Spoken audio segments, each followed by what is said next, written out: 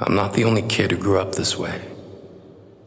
Surrounded by people who used to say that rhyme about sticks and stones. As if broken bones hurt more than the names we got called, and we got called them all. So we grew up believing no one would ever fall in love with us. That we'd be lonely forever. That we'd never meet someone to make us feel like the sun was something they built for us in their tool shed. So broken heartstrings bled the blues as we tried to empty ourselves so we would feel nothing. Don't tell me that hurts less than a broken bone. That an ingrown life is something surgeons can cut away.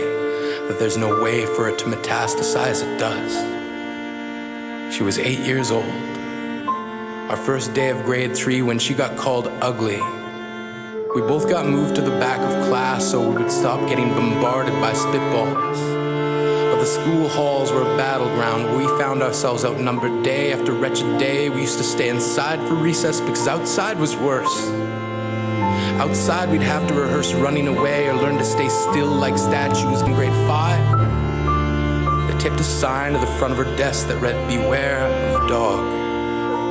To this day, despite a loving husband, she doesn't think she's beautiful because of a birthmark that takes up a little less than half her face. To this day, kids are still being called names. The classics were, "Hey stupid," "Hey spaz." Seems like every school has an arsenal of names getting updated every year. And if a kid breaks in a school and no one around chooses to hear, do they make a sound? Or they're just background noise from a soundtrack stuck on repeat when people say things like kids can be cruel.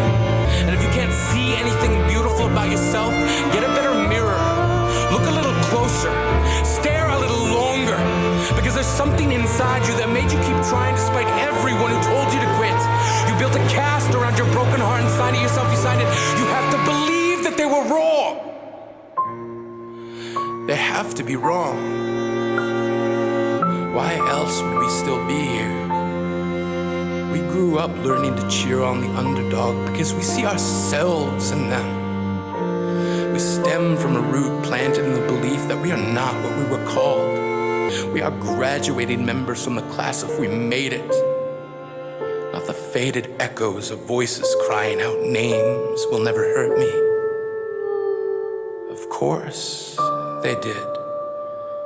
But our lives will only ever always continue to be a balancing act that has less to do with pain and more to do with beauty.